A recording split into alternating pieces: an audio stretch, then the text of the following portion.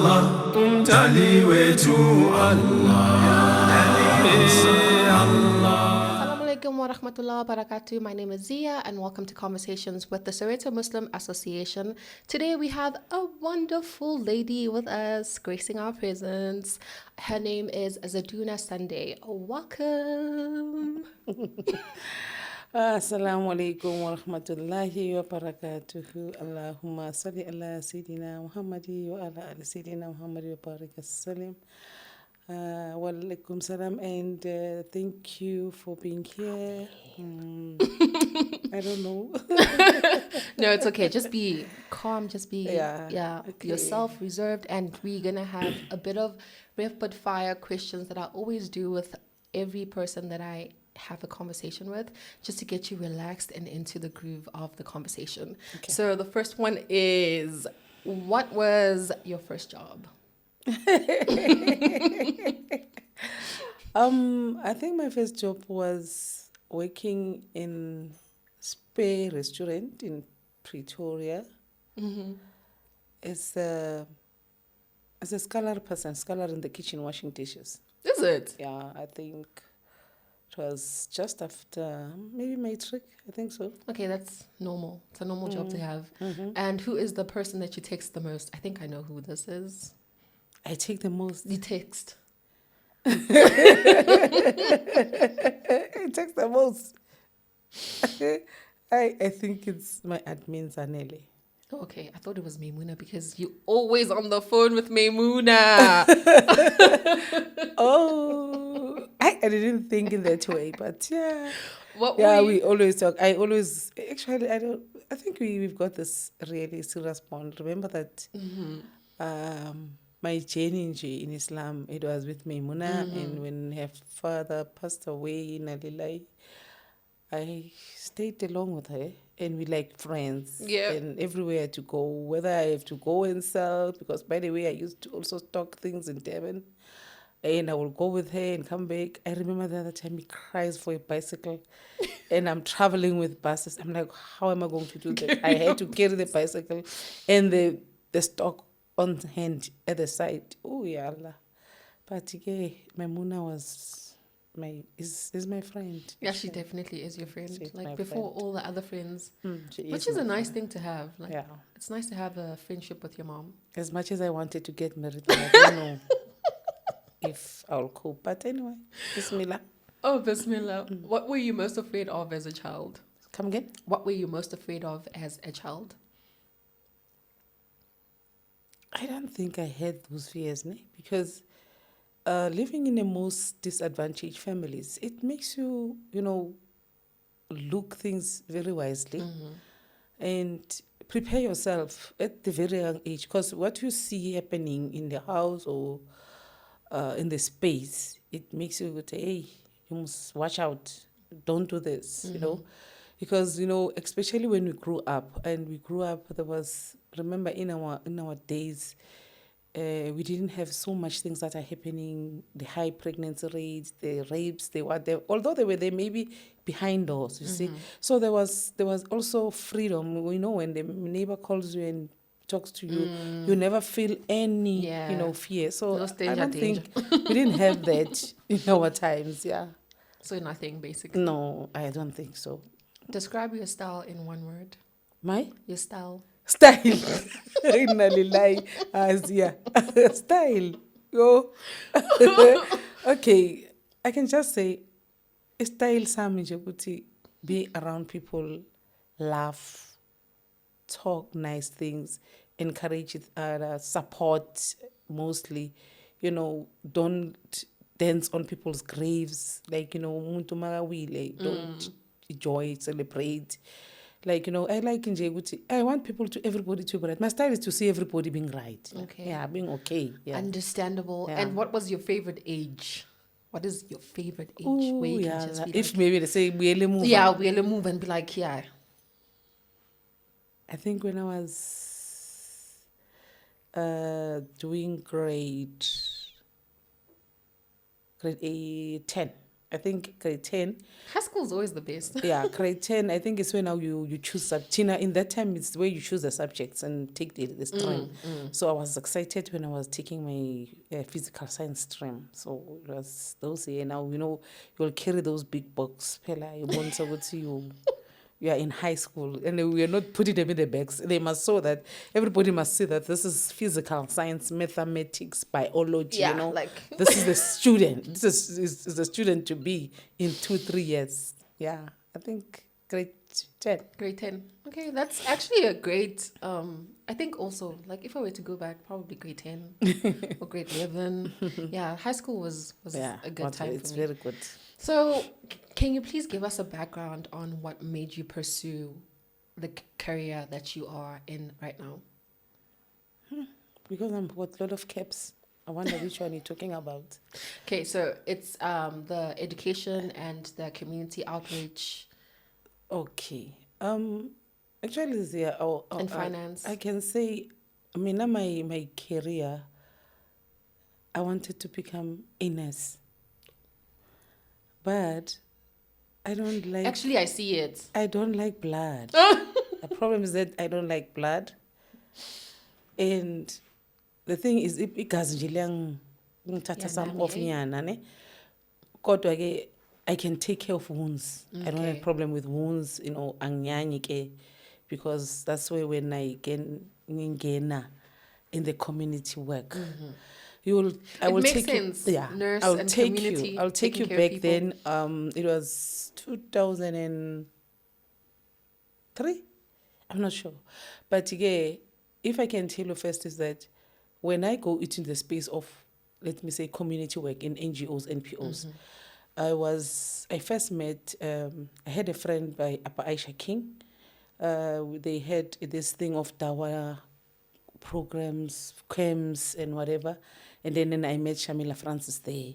Shamila Francis had an organization called Vukani Bafasi.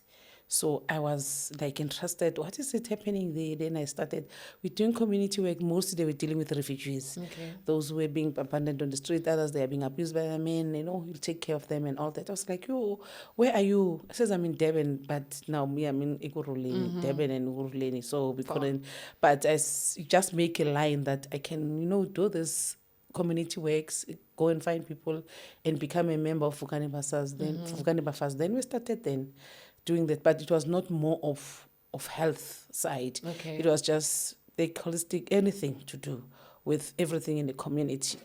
So, and then after that, I think I was still having my only matric then.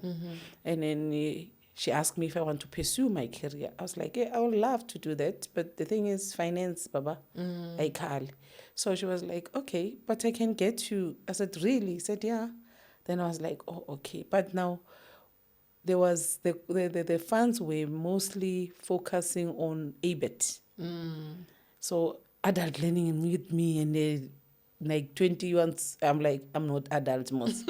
How am I going to cope teaching adults? Remember, I'm not even in the space. Yeah. And I didn't know that it's not that adult people. Yeah. It's just those who are disadvantaged to finish their school.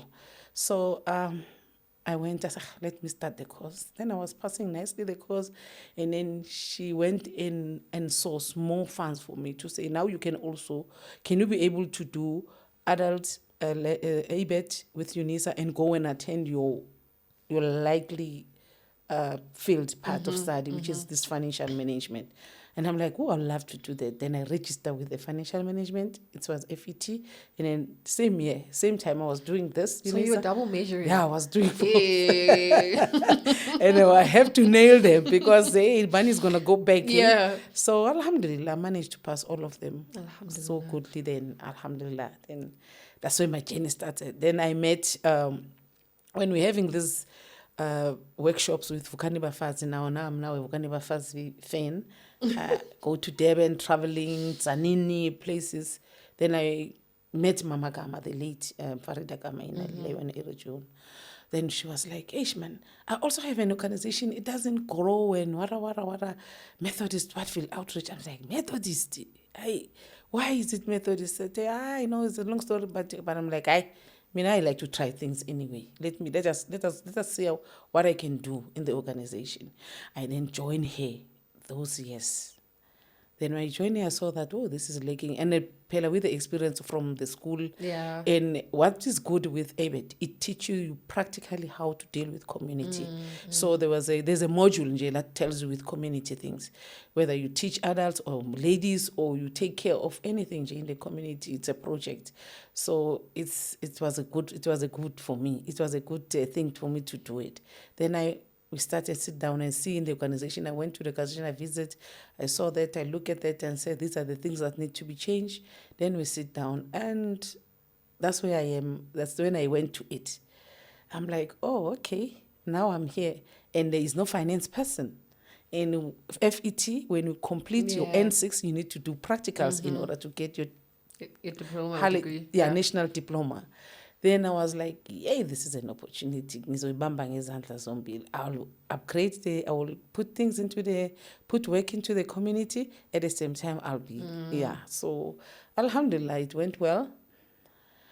Then again, we started, and I think it was the time where HIV and AIDS was like, people were dying in numbers. Yeah. And it was and we had to go to houses, and can you imagine with that plastic, I think those plastics that they use in fruit stalls, where they're selling in spas. Ice. Yeah, not ice. Ice, more plastic the ice. one in what you call it, spa and Pick and Pay. You find them when you weigh your fruits or veggies. Okay. You see that light plastic? Yes. It's the plastic that we use to take care of people with. You put those plastics here, and remind you, we were taking them in number when you go to shop and rolling them, because there was no funds, there was no any resources. But we wanted to help community. You put them here in your hands, you go house to house, wash those people, because we don't know what is happening. There was even no medication by that time. So we used to work, and most of the managers those times, I think they were highly infected by HIV because they didn't know that once you are cutted in a wound and then that's how. So because of we were doing, but also lack of information at that time. It's true. There was no, and then we started then doing that, and then our organization now started to do the VCT. That time it was voluntary testing, voluntary counseling and testing. So you come, we test you, and we give you the results, and there was not anything to do. Yeah. And I think it was during the days of the late Dr. Manto Shabalala, where the people were told about garlic and beetroot. I think you know those stories. Yeah.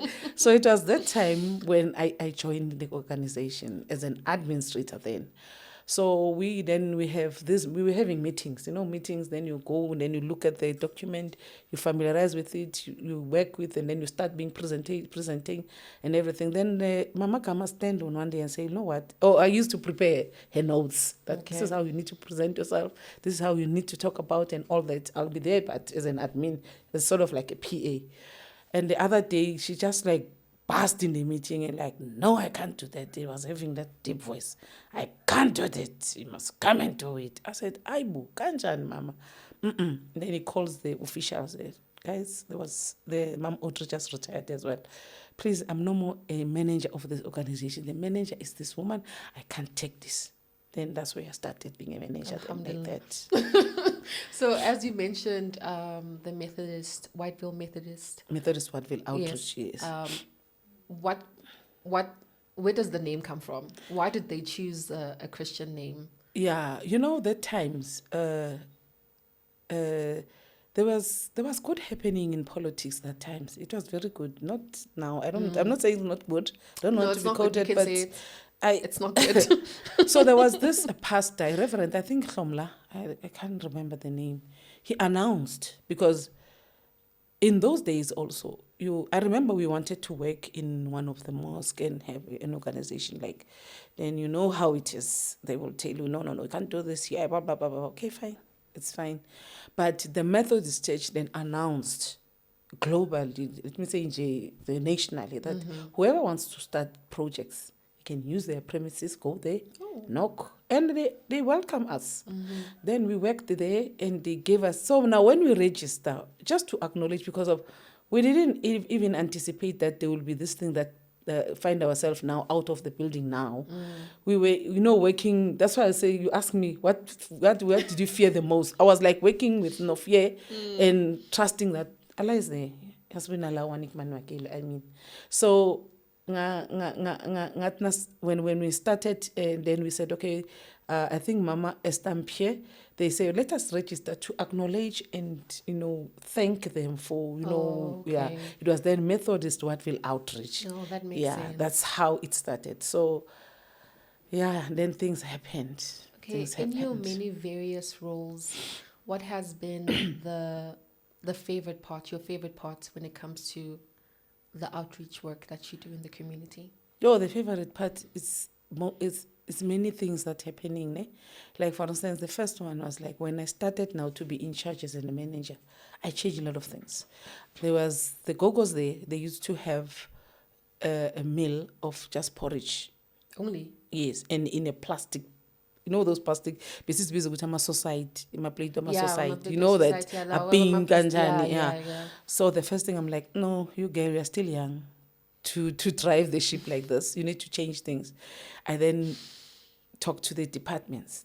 I need capital. Then we start buying glasses, cutlery, there's plates, white plates, there's a breaking, I don't know how you call it, spoons, nice things. Now I said, now when you eat, you must sit on the table, you must practice fork and knives. It doesn't mean that you are older, then your thing must now go away. You must feel young, because also the motto was, say, aging but young, So it then went that way. So we started then buying those things, and even the menu. I said, no, we're changing the menu, guys. We can't eat porridge every day.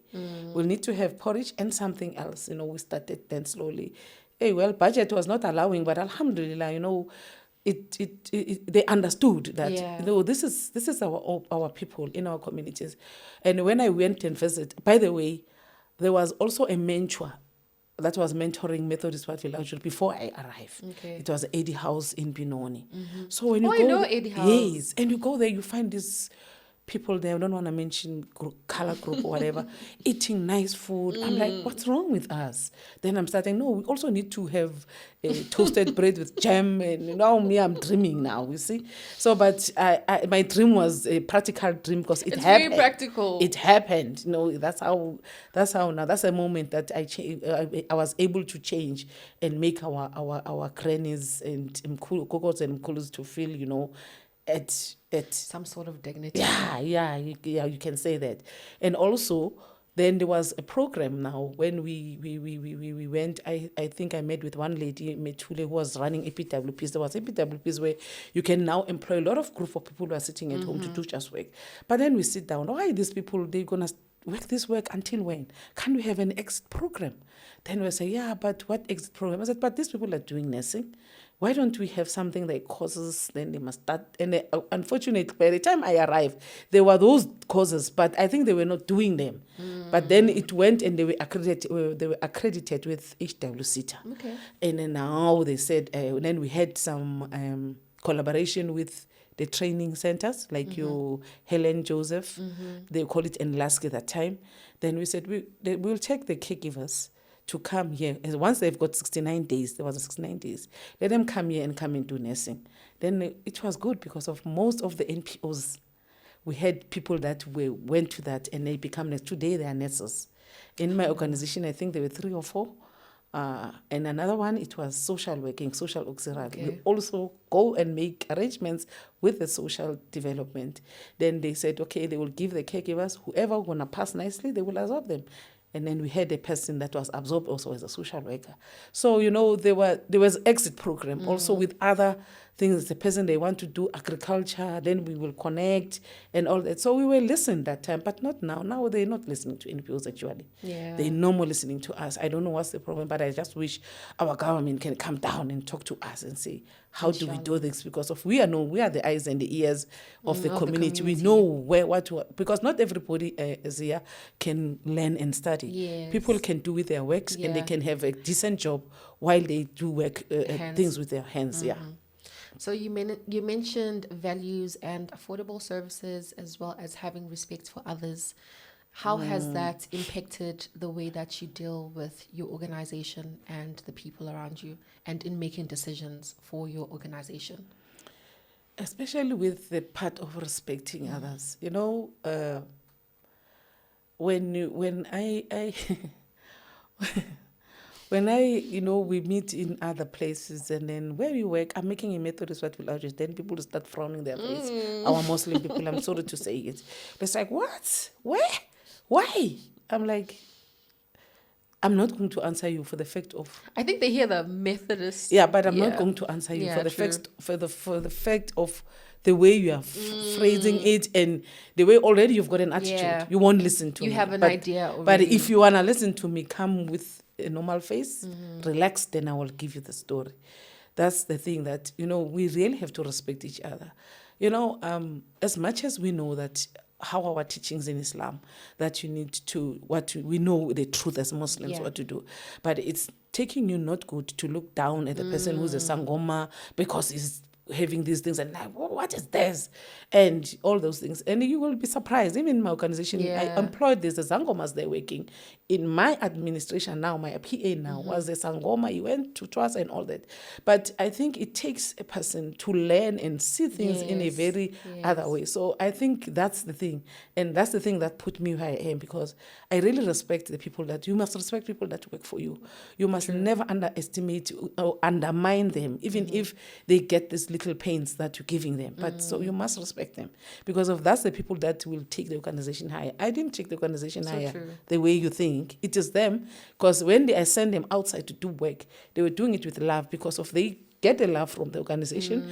And you can remember another thing that you must know, these other people, they're coming from different Eastern Cape, KwaZulu-Natal, even here. The Mina, as Zaitoona, I've never thought to leave Ekurhuleni and go to KZN and look for work. But they managed to go from KZN, Limpopo, come here. Come to Joburg. And as young as they are, and they hire rooms. I've never been in that situation. Yeah. I always in the house, go home and come back, not to go and hire. And you see they're renting. So they're more intelligent than you. They've got more information. Yes, information again more than you. So I was like, okay. Then those people, I treat them as mother. I sometimes they like, you know what, you are the mother. You are like a mother to us. I say, as long as, guys, we can do this together. It's not for me, it's not for you, it's for somebody else. Once you leave here and go to a greener pastures, somebody must be able to use this place and get also the stages, to get to the stages where you are as well. Because, the values, what can I say? Guide me. I don't know. It's a lot, and I feel like I'm talking too much now. Yeah.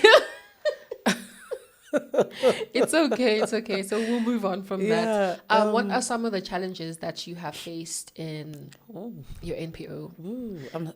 Some of the challenges that I'm still facing. One, it's not being accepted by, I'm a Muslim. And there's no way I can get help except to my Muslim brothers and sisters. Even if I can go in, like now, the recent coming Gala dinner, I'm advertising. Yes, there are non-Muslims that will be coming and support. But it's like I rely more, or I hope more on the Muslim people, because they know me, they will understand me more than other people. But I see now that mostly it's outside people that will understand you better than the people that you think they understand you. So the challenge is that the funds to run the organizations are not at ease. You apply for government. Sometimes you have facing, like now we are waiting whether we will be taken or rejected, but that we always like pray and hope to Allah that, okay, inshallah, I'll be taken. The funds that you apply for, and when you apply for those funds, you will never get exact amount. Most of the time that you get, for me, it's more or less 30%. Although they say it's 70%, but it's 30%. What are you going to do with 30%? It's difficult. It's very difficult with the food and everything now. It's difficult. Like, for instance, the program that most takes money is the program of the elderly people that comes every day, where we offer them breakfast and lunch. Can you imagine how much is food now? Yeah. And the same very area that you are working with, it was an old police station. Remember, we were in the church. No, I didn't take you the story from the church. No, you did say. That things happened. Yeah. Then also I was facing the thing, you're good to know, you are a Muslim, how could you come to our church and all that? Yeah. I was like, but I'm not running a church, I'm running an organization.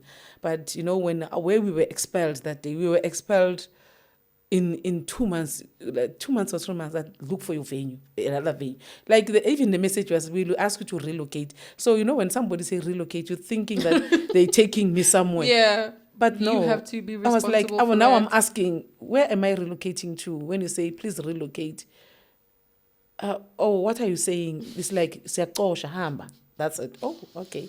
And then that's why I'm saying, taking care of people, respecting them. You'll never know. People just come off the blue. They say, hey, you're looking for the place. There's an older police station there. Somebody's sitting there occupying that space. And that space, it can be for you to use. Then we went there. You won't believe that we went there as like a gangster. And went and put our structure there, and it was police. That person said, don't want to hear. The Gogo say, you will never take this woman here. We are here. And I'm like, okay, I wanted to give up. Then Gogo said, what are you giving up for? Go home. When you're just going to destroy us, go home. You'll find this structure standing when you come the following day. And when I come, really, it was there. That's where we were working in that police station. But now the challenge that we are facing there is that the water bill is about 1 million. Because of we are using it, because there is a crash again, that also, and 1 million and something, and the water is closed. Now we are relying on water, on getting water from like Sekela Manzi Fuleni, basically, to sustain, to be able to use sanitations and cleaning and whatsoever. Although they might, and it's done by the employees. Running an NPO. And it's done by employees. And always when I say, guys, I say, don't worry, Mpati, we'll do it. And I see everything. I've never seen a blockage, whatever. Things are clean. It's running like this. Nothing the water wrong. is there. But, and when you go there, this door, I tried. I went to so many times. Rezone. I've done everything. There's no paper that I don't have to try and say, let us. And I even say, we are willing to pay. But we need you to assist us. And what do we do from here? But instead, they come in close. They don't even attend you, But alhamdulillah, recently I was looking on the media. I saw the finance person of Egurulane announcing that those who have got those challenges need to meet. So I'm about to set an appointment and sit down to sort out the challenge of water. Another challenge is that, Can't you also get a JoJo tank for that? Inshallah, I think I was thinking also on that scenario, on that idea that you are raising. But now remember, I still have to get a listen place to say you can lease. And I've been applying, I'm sure several times, every time I fill the form, every time I'm filling the form, but there's not anything that is happening. And the other challenge that we are facing is that monies from the government, sometimes they come late. Yeah, I wanted to ask that, like collaboration. And how do you'll find that 3 months down the line, people are not paid. But alhamdulillah, to be quite honest, things are better now. At least we are managed to say, they've managed to withdraw from that state. At least even if it's delays like a month, it delayed. Now even 6 months will take with no salaries. People have to come to work, go and service elders at home, cook. And when I go home, it's all tears in my ears because you can't cry in front of people. Now when you go home, you're like, but what am I gonna do? What is going to happen tomorrow again? And when you go there, you find the happy smile faces. You ask yourself, mara nijabule kanjani in my heart? Nijabule kanjani ninganamali ningaholi?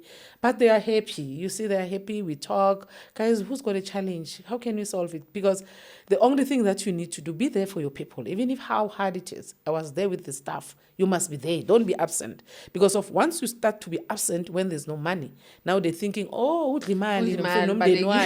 all right. And then you can't even carry a plastic. Those days it was difficult. You can't even carry a plastic of Pick n Pay. There's now and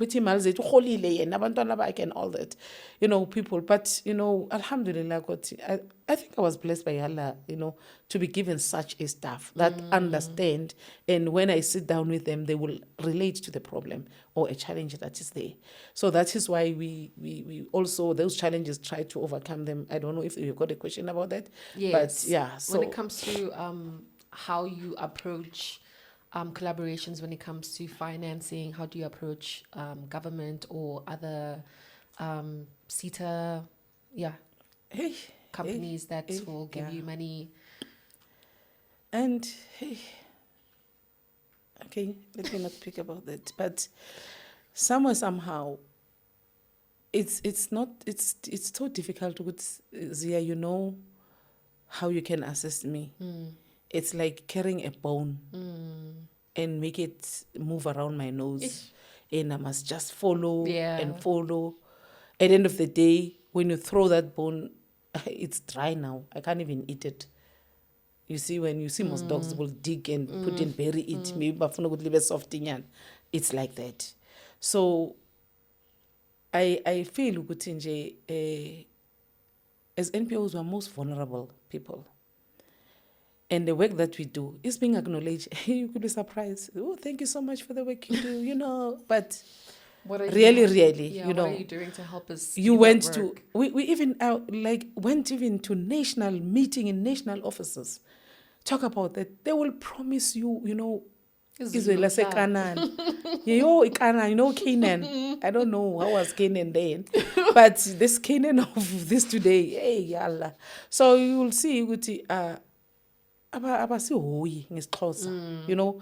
And like now when our premier went to place, then he came and said these NGOs has failed. He never even come to, you know, individual knock to the door and say, go, how are you living? What is happening here? Because sometimes you fail to implement the program because of the money that doesn't come on time and end up not coming at all. And you ask yourself why? Because I signed a contract. So it happens to others. Alhamdulillah, unfortunately, it couldn't happen to me. But you know, because of as a leader, then I started being a coordinator in the region here in Igoruleni for NPOs. Then I went as far as being a secretary provincially. Then I went now to be a secretary national. So you see, you've been in this, and we went to KZN, and we saw how NPOs are suffering. We went to Eastern Cape. We saw a Transkei. I saw people run autism. They don't even any support. So you ask yourself that, okay, I'm not alone, but why it must happen like this? So those are the lot of challenges that are there in the NPO space. You end up taking from your pocket. You know, sometimes you will hear people in the house say, manje singafanele in it up, guys. You know, there's no meal and we need to help. Hi, mama. I can hear the twins, right? I'm like, and say, okay, Mama, those keeping it. I can't use that money now because something came up. I'm like, this is not fair. But it is not fair. But what must I do? Because now also it's not gonna go down easy for me if I can see Guti akukho right lapaya and Tina Sehamba so enjoy a restaurant. You know, sometimes people hits you. Yeah, that's why one thing I don't like posting. Because I feel good people will think, we are enjoying China Safa.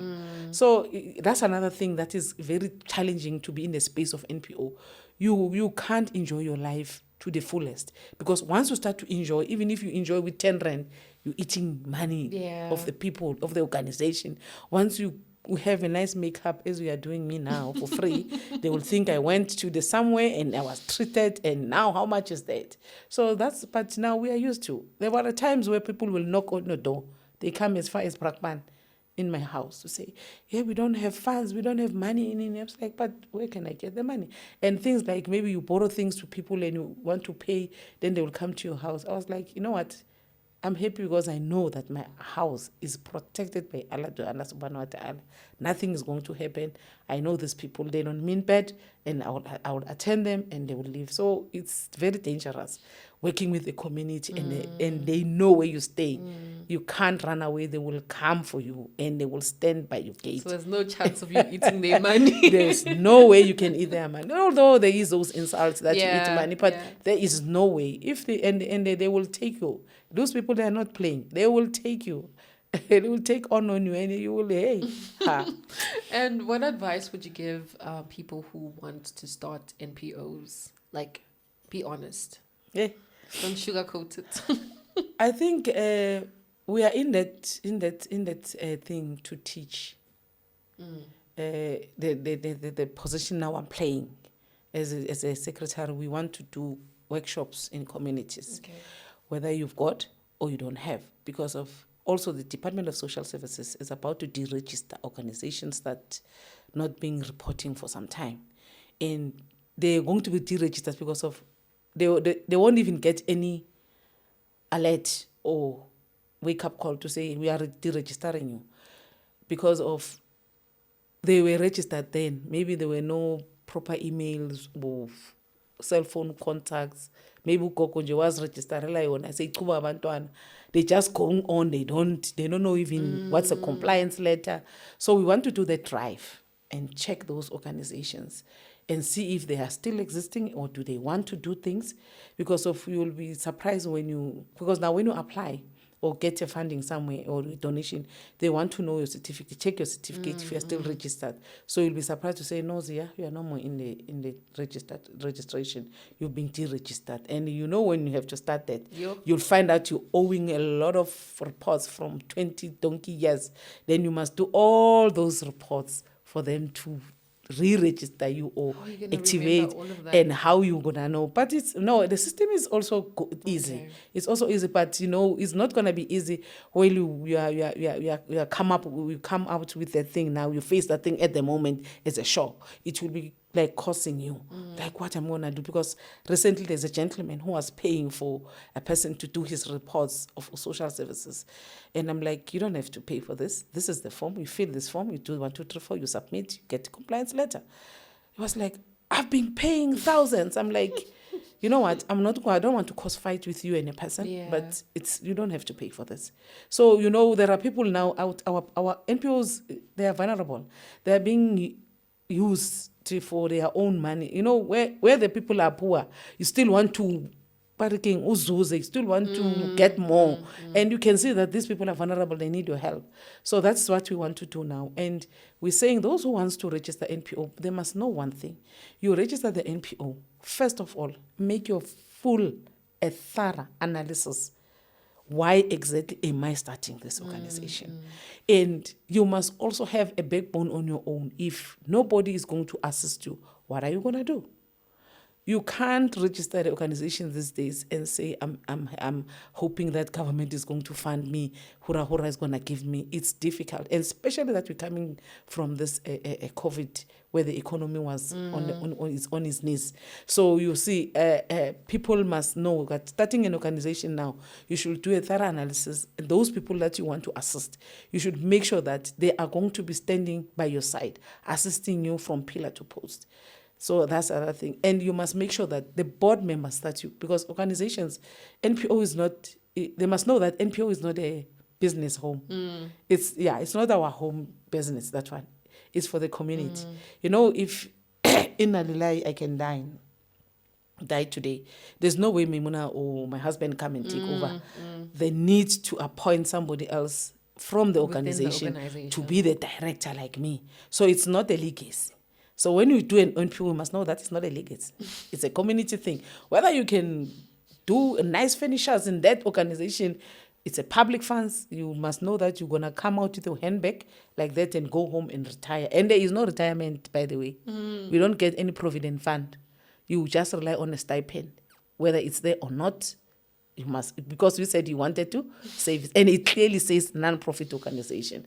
So I'm not discouraging them, but I want to tell them the reality. That's what I'm saying. That and they must also abstain from people say, go and register in our company. We're going to channeling money from you, because that thing is happening as well. People start organization because I know Zia is site up there. Yeah. Then Zia start as if he's making donation. Then you flourish. And the people that needs to use that money are not going to get it because of you're not going to respect those things. So that's the thing that we're facing. We say, companies are supporting organizations, but with organization, we've been asking, give us a database. There's no database.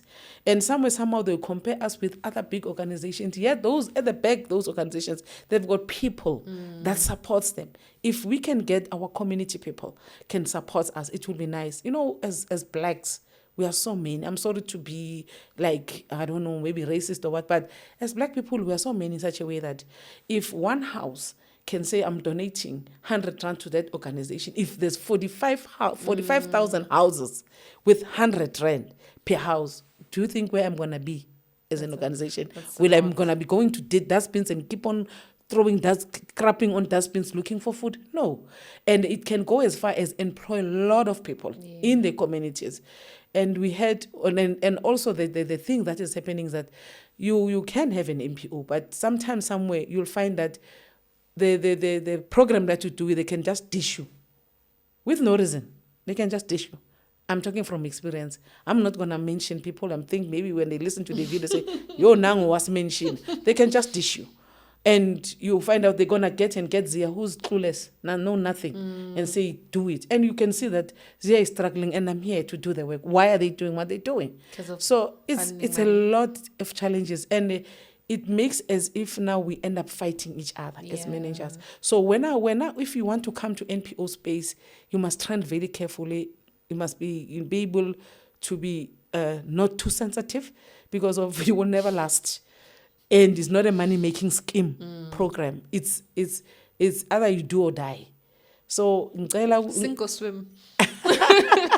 So if you want to come and do this, it should be, we're saying, fisabilillah. Do it with your heart, and the rest will follow. The only thing is that people that works for you, as I'm saying, the management, is not going to work on fisabilillah. They need something to feed their families, because Baba Bonil by him 17. So in young my you can't say, like as I'm saying, Hassan will tell me, Mama, I'm 17. I'm like, you will understand. You'll understand. So I think there is a need. It's just that now, because there are a lot of organizations that closed down, not others because of money, because of the people who used to run those organizations, they are no more. And you find out, Maimuna won't have the heart that I have in running the organization. And maybe also the staff that I'm having, they don't have a keen to put it up. They will just, Tina's funukole, mahasilo guzufuna nama funding, zoiza makala tina fundraising, Tina, we just gonna do the work. We do the work that we're supposed to do, and that's it. And come in and get salaries. So those are the kind of organizations that I did. So people, if they want to do organizations, that's why I'm saying a thorough analysis, it needs to be done. Go and get what is happening, what is the thing that is need to be addressed in a community, in that community. Then you can say, okay, let me do this. Let's not go because of this gender-based violence. All of us with gender-based violence saying, hey, there's a trafficking. All of us we are trafficking. Yeah, that thing it makes no sense. Yeah, and it makes it, the balance is not there. So I hope whoever wants to do, they must just if they can come to our offices, and we have also like a recent executive that is being elected, which is they can even contact those people. They can contact me. I will just put them with them. They will get more knowledge on what is happening, what needs to be done, and they can associate themselves with the networks. With this, there's a lot of networks there that you can do, but there's a one that now we are leading is an alliance of NPO networks. It takes all those networks. It putted them as in one umbrella, but you can still be a member, and now, but no. To be a member to say, I'm going to benefit. You're there to learn how to hustle, then you go and hustle and support the network as well. Yeah, that's it. Jazakallah khairan for coming today. You have given us so much to think about. So everybody who was watching, you heard Sister Zaitoona say what you need to do when you want to open an NPO. It's a lot of work and you need to be ready to hustle. So Jazakallah khairan so much for coming to our conversation. And Assalamu alaikum wa rahmatullahi wa barakatuh. Wa alaikum salam wa rahmatullahi wa barakatuh. Allah umtali wetu Allah umtali wetu Allah